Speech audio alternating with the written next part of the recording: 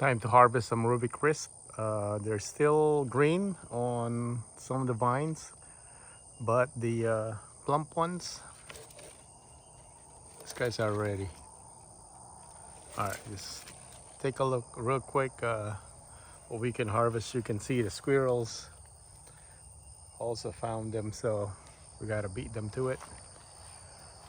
This one is the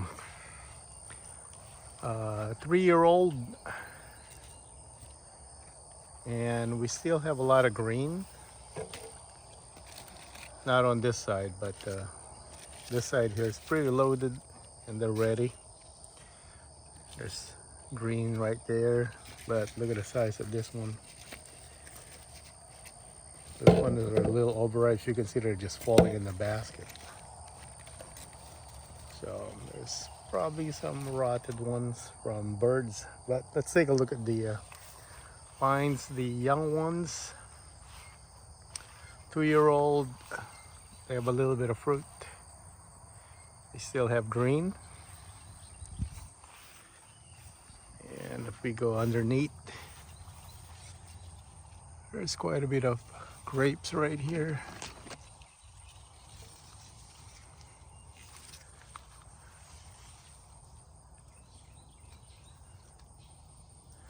And there's still some green ones. Okay, let's go to the other side.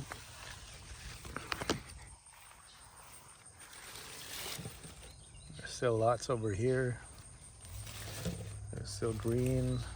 There's some that are ready for harvest.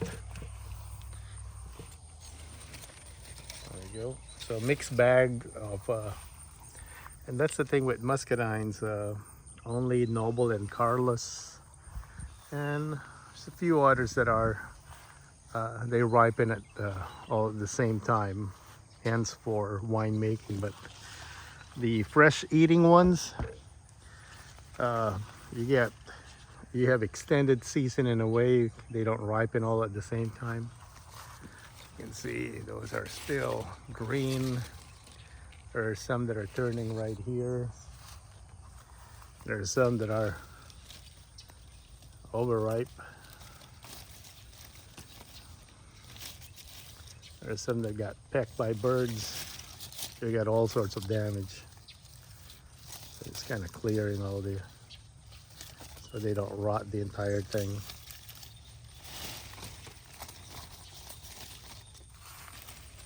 All right, so I guess I can start right here. Let make sure the ants are not in the way. All right, so there's still a little bit of green on top right here, which is typical. But what I've noticed about Ruby Crisp is that they don't scar. So, meaning it doesn't tear the skin. You can have extended packaging with this, or it's not going to spoil right away. So it's a dry scar.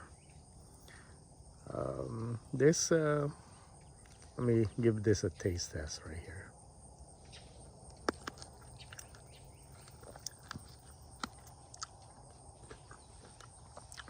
It's very sweet already, even though the squirrel still not fully purple yet. But this you'll notice the skin, you still get a little bit of tart, but the pulp, sweet.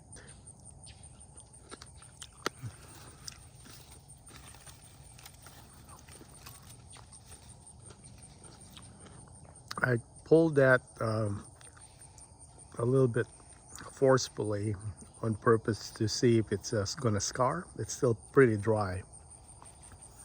So that's one thing I've noticed about Ruby Crisp. All right, I'm going to put it on my basket right here.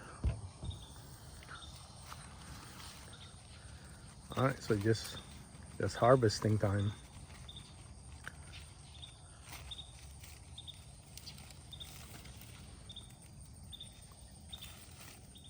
And that's typically the size. So not bad. Not as big as Supreme or Polk, but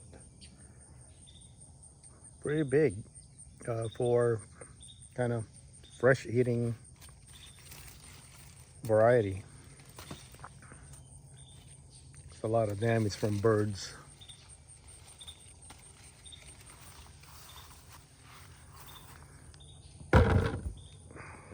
Probably fill this up easy.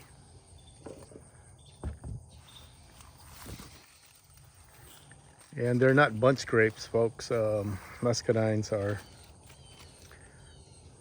you don't, well, you can get a bunch sometimes, but typically you individual harvesting. There's a lot of rotted ones here.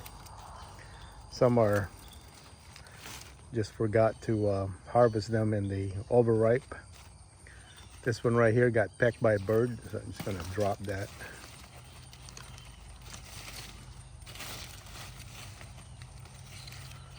There you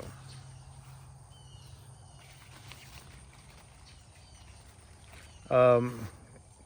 Muscadines usually, when they're ready, they turn, other than the firmness, of course, they're kind of soft, and then the color is dull. So, but on Ruby Chris, it's not as pronounced. They can be ready while still being kind of shiny. But you can tell right here how dull the skin is as compared to, let's say, this one right here. And you can also see how deep the color is. But either way, they're still sweet, even though you harvest them a little early. All right, some damage here.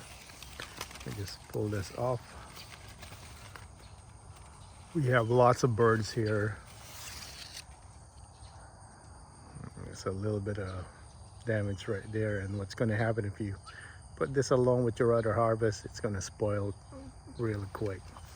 I might freeze this first batch and then make smoothie later.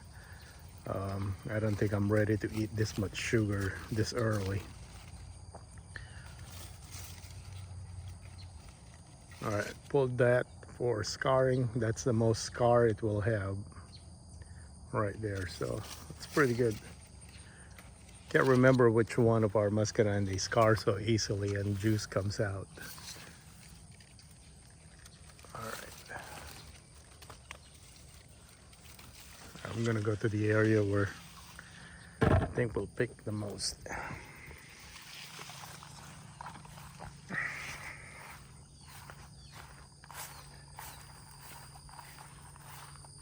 All right, so just right here, these are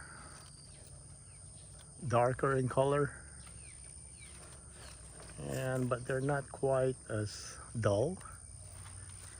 So let me see, we'll put the basket over here. Let me try this one.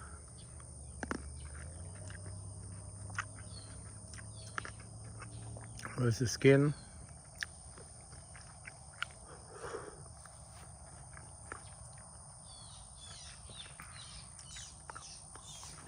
The pulp is definitely inside, even though they're not quite ready. It's just the skin. I mean, the skin gives you a lot of tart. But look at that.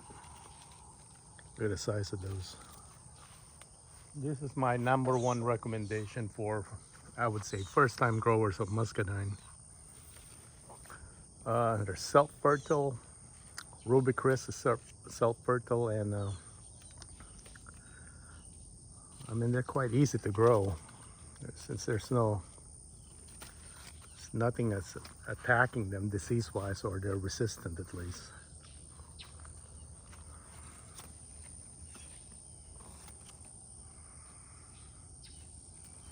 I tried to pull that with a scar.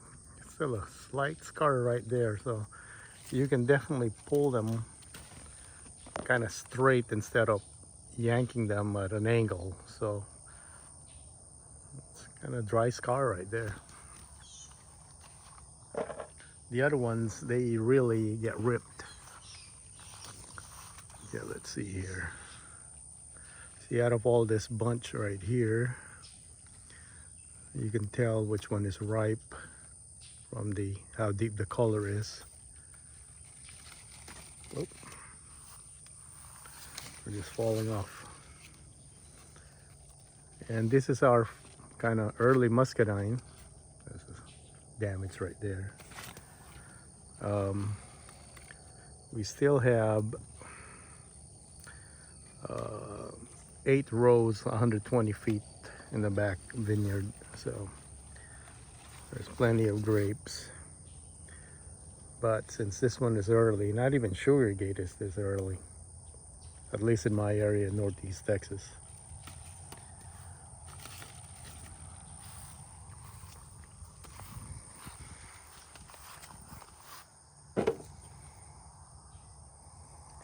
Right there. Let's see here.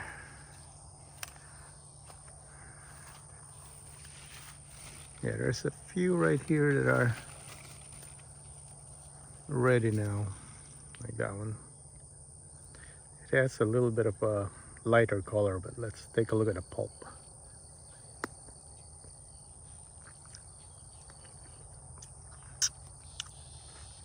Very sweet.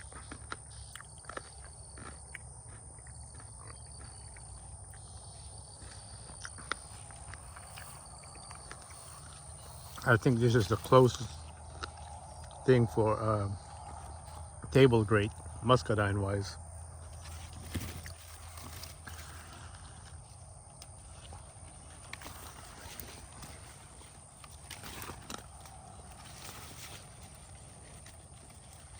There's some green ones right there.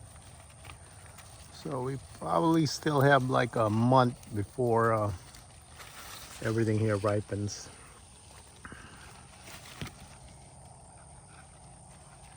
This one is really ripe. I don't know if it's damaged. Let me try it.